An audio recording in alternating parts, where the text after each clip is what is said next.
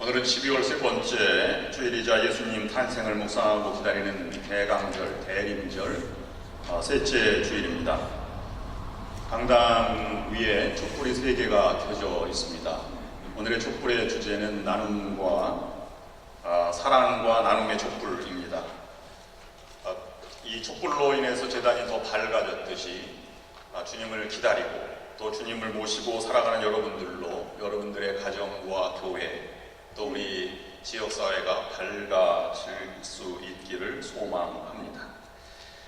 오늘 설교의 주제는 살림의 매듭짓기입니다.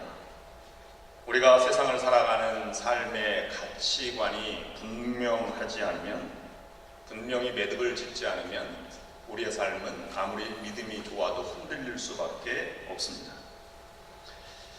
어제 나온 조선일보의 한 기사를 먼저 소개해 드리겠습니다. 여러분 생각을 한번 정리해 보시기를 바랍니다. 손호영 기자가 쓴 것인데 이 기사의 제목은 20만원짜리 롱패딩 빈곤아동은 꿈도 꾸지마, 이런 제목입니다. 지난달 29일 36살의 한 남성이 자기가 매달 받는 월급에서 3만원에서 5만원을 띄어서 복지재단을 통해서 한 어린이를 후원하고 있었습니다. 그 복지재단을 통해서 이 아이 11살짜리 후원자 아이에게 편지를 보냈습니다. 왜냐하면 위축감과 이 자존심을 건드리지 않기 위해서 후원자를 보호하고 또 후원받는 아이를 보호하기 위해서 직접 연락하지는 못하도록 되어 있기 때문입니다. 이 재단은 아이에게 편지를 보냈는데요. 이렇게 보냈습니다. 크리스마스 선물로 유행하는 롱패딩을 보내주려고 하는데 괜찮니? 이렇게 보냈습니다. 재단을 통해서 이 아이가 후원자에게 답장을 보냈습니다. 네, 무엇 브랜드의 140 사이즈 롱패딩을 갖고 싶어요. 이 아동이 원하는 롱패딩의 정가는 21만원이었습니다. 인기 아이돌 그룹이 광고를 텔레비전에 하기 때문에 아이들 세계에서는 매우 갖고 싶어하는 것인데 좀 값이 비싼 것이 흠이었습니다. 이 남성은 아무래도 10만원짜리 정도 인터넷에서 찾아보고 그거면 좋아하겠다라고 해서 편지를 보낸 것일 것입니다.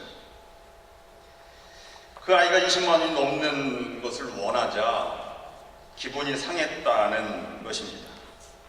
이 남성은 자기가 가지고 있는 인터넷 커뮤니티에 이렇게 글을 올렸습니다. 날 후원자가 아닌 물주로 생각한다는 감정이 든다. 후원하는 아동이 피아노도 배운다. 형편이 어렵지 않은 것 같다. 라고 하면서 재단의 후원 중단을 요청했다는 것입니다. 이 글에 후원받는 빈곤아동이 20만원짜리 롱패딩을 원하는 게 말이 되느냐, 이렇게 댓글이 달려왔고 이 아이의 실명이 인터넷에 노출됐습니다. 그러자 반박 댓글이 막 수없이 올라왔습니다.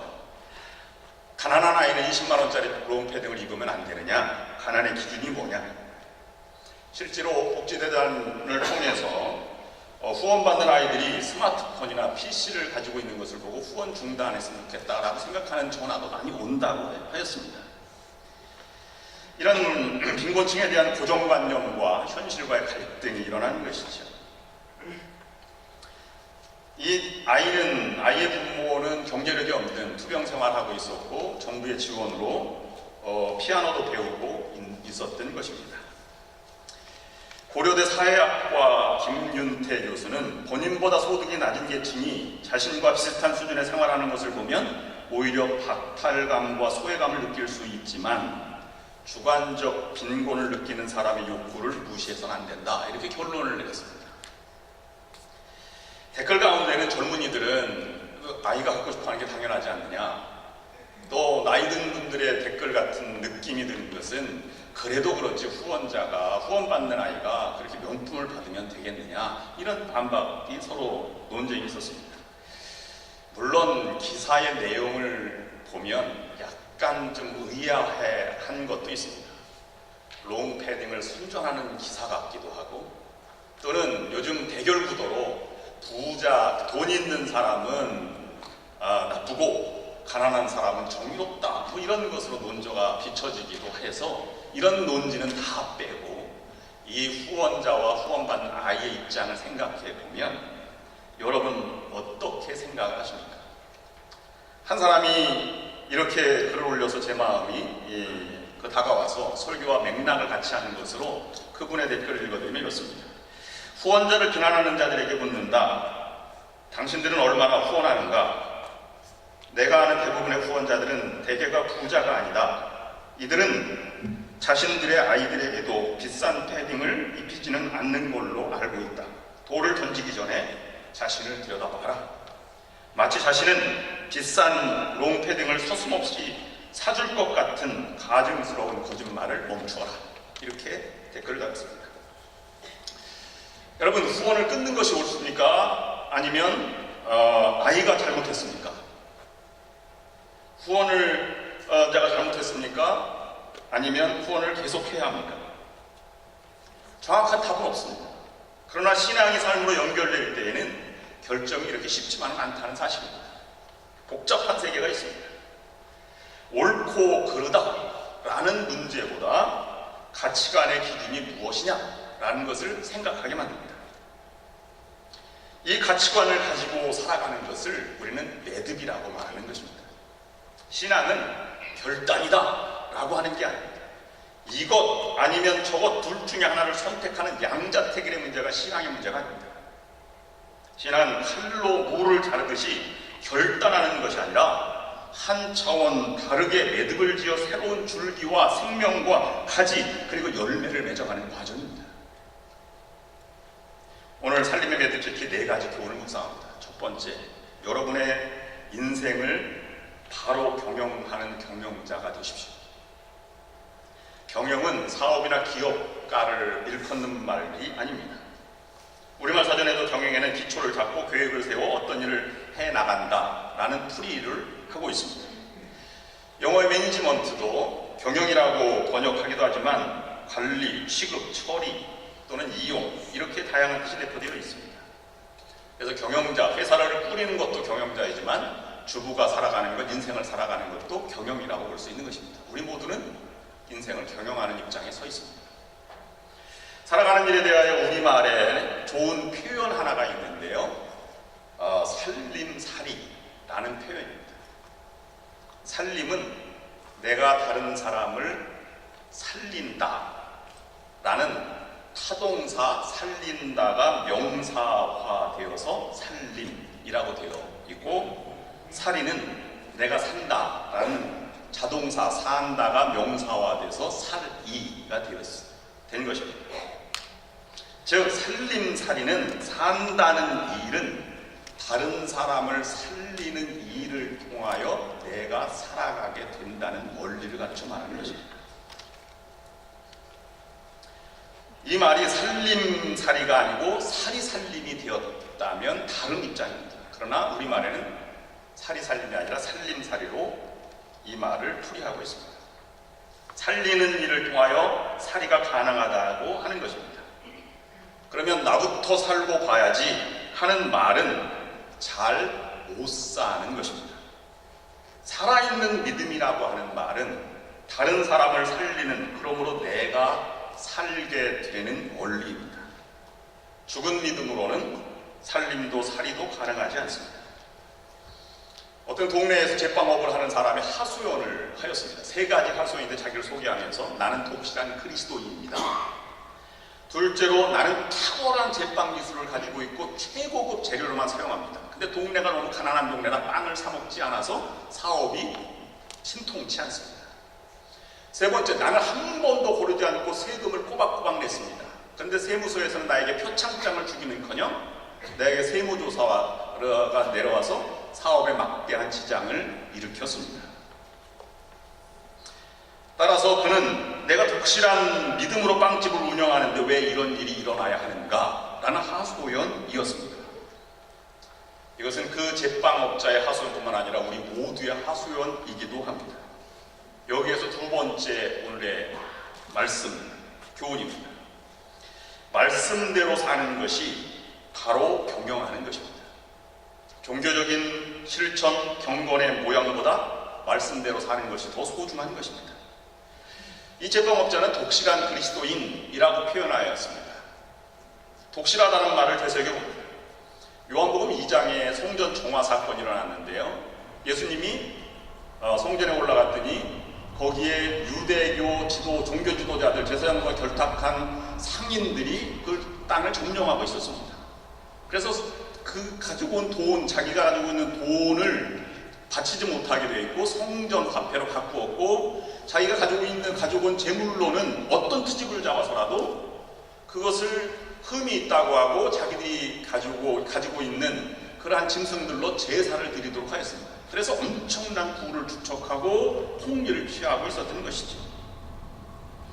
그런데 그런 성전 정화 사건을 통해서 예수님은 그들에게 독실한 하나님을 믿는 자녀다라고 말하지 않고 이 성전을 강도의 구렬로 전락시킨 강도에 지나지 않았다라고 내쫓은 사건입니다. 그들도 제사를 정성스럽게 드렸고 받은 것에 11조를 드렸으며 안식일을 거룩하게 지켰습니다. 근데 요한복음에 달리 마태복음 21장에도 성전 정화 사건이 나오는데 성서학자들에 따라서 동일한 사건을 한 것이다 아니면 다른 사건이다 라고 이렇게 보기도 하지만 시기별로 보면 요한복음이 초기의 성전 정화 사건이라면 마태복음은 마지막 예수님 십자가 돌아가시기 전에 성전 정화한 사건입니다. 3년이라고 하는 긴 시간이 걸렸습니다. 근데 그때 예루살렘에 입성해 보니 똑같은 일이 벌어졌다라고 해석할 수도 있는 것입니다. 어떤 것도 나아지지 않았습니다. 그들에게 돈을 바치고 안식일을 거룩하게 지키는 것은 자기 만족으로 더 될 수 있었겠지만 예수님은 그것을 하나님의 모독이라고 표현하고 있는 것입니다. 미가서 6장 6절부터 8절까지 있는 말씀을 공동번역으로 읽어드리면 이렇습니다. 높이 계시는 하나님 여호와께 예배를 드리려면 무엇을 가지고 나가면 됩니까? 번제를 가지고 나가야 합니까? 송아지를 가지고 나가야 합니까? 순양 몇천 마리 바치면 여호와께서 기뻐하시겠습니까? 거역하기만 하던 죄를 벗으려면 마다들이라도 바쳐야 합니까? 이 죽을 죄를 벗으려면 이 몸에서 난 자식이라도 바쳐야 합니까? 이 사람아, 여호와께서 무엇을 좋아하시는지 무엇을 원하시는지 들어서 알지 않느냐? 정의를 실천하는 일, 기꺼이 운동에 보답하는 일, 조심스레 하나님과 함께 살아가는 일, 그 일밖에 무엇이 더 있겠느냐? 그의 이름을 어려워하는 자에게 앞길이 열린다. 여러분 2004년도에 그리스도의 순환이라고 하는 영화를 보셔서 수많은 사람이 눈물을 흘렸죠. 멜 깁슨이 제작한 것입니다. 그런데 멜 깁슨은 이 반유대주의적 영화라고 해서 헐리우드, 유대인들이 지배하고 있는 헐리우드에 이것을 받아들이는 영화사가 없었습니다. 이에 굴하지 않고 그는 300억 원을 들여서 여행사를 차렸고 투입하여서 이 영화를 완성하였습니다. 가톨릭 신자였던 그는 신앙심이 얼마나 깊은지 이것을 통해서 고난주간에 맞춰 개봉된 것으로 그는 수많은 돈을 벌었습니다. 약 7,500억 정도 벌었으니까요. 근데 보도에 의하면 그가 제일 처음 한 일이 무엇인지 아십니까? 피지의 마고솜을 약 200억 원 들여서 사들인 것인데 개인 휴양지로 개발하기 위해서 사들였다. 이렇게 보고를 했습니다. 여의도 면적의 약 3배에 달하는 면적의 크기라고 합니다. 그러면 돈과 여유가 있는 사람은 여의도의 3배가 아니라 10배의 휴양지도 만들 수 있는 것입니다. 그런데 그가 출발한 시점이 그리스도의 고난, 십자가를 묵상하는 시점에서 그가 하나님의 은혜를 체험한 것에 반해서 개인적인 사욕을 취한 것이 아니겠는가 하는 의혹이 들기 때문입니다. 1998년 5월에 멕시코 시티에서 수많은 관중들이 모인 경기에서 황금 가면을 쓴 프로레슬러 선수가 올라왔습니다. 모든 사람은 다 기립박수를 했습니다. 왜냐하면 그가 1975년도에 프로에 입문한 마법사의 폭풍으로 불리우는 전설적인 프로레슬러였기 때문입니다. 이제 그래가 23년이 흘러서 53살이 53살이 되었습니다. 그는 링에 올라서 한참 갈채가 다 받은 다음에 끝나자마자 가면을 벗었습니다. 모두가 깜짝 놀랐고 처음 있는 일이었습니다. 그가 관중 앞에 이렇게 말했습니다. 여러분 감사합니다. 저는 작은 카톨릭 교회의 신부 세르지오 구티에레스입니다. 제가 23년 동안 번 돈으로 3,000명의 고아들을 보살피는 일이 얼마나 보람되는지 모릅니다. 여러분 대단히 감사합니다. 그에게는 사무실도 아무것도 없었지만 인생 자체를 말씀대로 바로 경영한 아름다운 모습을 우리에게 보여줬던 것입니다. 빵집 주인에게 돌아옵니다. 아마 그는 독실한 크리스찬이라고 하는 표현에는 주의를 잘 지켰으며 헌금을 많이 드렸으며 최선을 다해서 기도 생활하였다는 표현을 했을 것입니다. 그러나 진정 그리스도의 정신으로 빵집을 일구지 않는 한 진실한 독실함이라고 하는 표현은 그에게 어울리지 않는 것입니다. 이제 박해 시대는 끝났다라고 말합니다. 그러나 세무서의 입장에서 보면 모든 빵집이 다 세금을 잘 보고하지 않는다면 이 빵집도 아무리 잘 보고했어도 세무서에서는 의심의 눈초리를 보는 건 당연합니다. 그것을 다 받아들여야 합니다. 언제까지요? 모든 빵집이 다 세금을 낼 때까지, 세무서가 인정할 때까지. 그 고난과 박해를 견뎌내는 것도 일부분 그리스도인이 감당해야 될 일입니다. 세 번째, 주어진 환경을 받아들이십시오. 예수 탄생 기사를 보면 요셉과 마리아가 참 처절하게 느껴질 때가 많이 있습니다. 만삭의 몸으로 고향 땅으로 가는 과정. 근데 추운 이 겨울 밤이라고 한다면 그 긴박한 순간에 그는 원망을 타인에게로 돌리지 않았습니다. 노력을 쓰지도 않았고 돈을 빌려 방을 빌리지도 않았습니다. 아이를 낳게 하기 위해서 상황을 받아들이고 최선을 다했습니다. 이것이 받아들임의 의미입니다. 여러분, 다른 사람을 살리는 일은 상대방에게 돌을 던지는 것이 아닙니다. 자기 가족을 지키기 위해서 옛날 상위 군인들에게 돌을 던졌어요. 왜냐하면 아이들의 간을 훔쳐간다 이렇게 하기 때문에, 그런 보호 본능 때문에 상대방에게 화살을 던지는 것이죠. 그러나 그런 것에 은혜가 있는 것이 아니었습니다. 신앙은 빼기가 아니라 더하기입니다. 어떠한 순간에도 자기에게 주신 하나님의 교훈의 말씀을 더하는 것이지.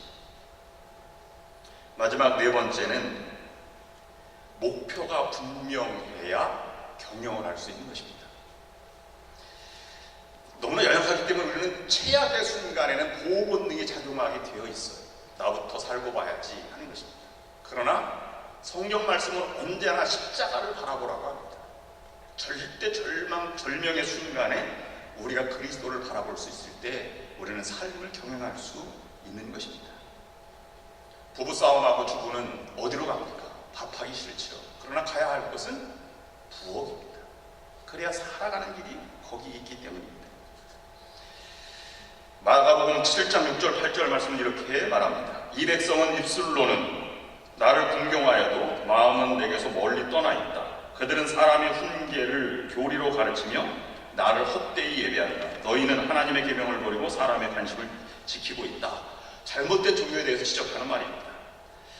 하나님께 바쳤으면 되었다라고 얘기해서 그 당시에 유대교 선생들은 고르반이라고 했습니다. 고르반을 번역하면 헌금입니다.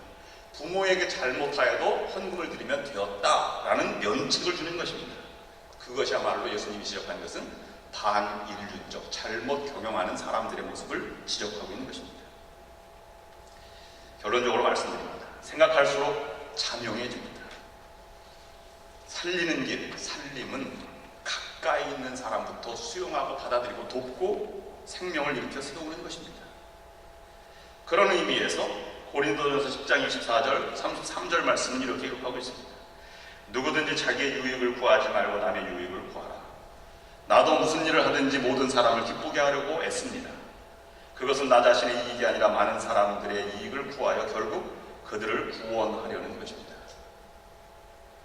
세상을 변화시키고 감동을 일으키고 세상을 따뜻하게 만든 사람, 수많은 사람은 결정적 순간에 자기에게로 자기 보호를 위해서 나온 사람이 아닙니다.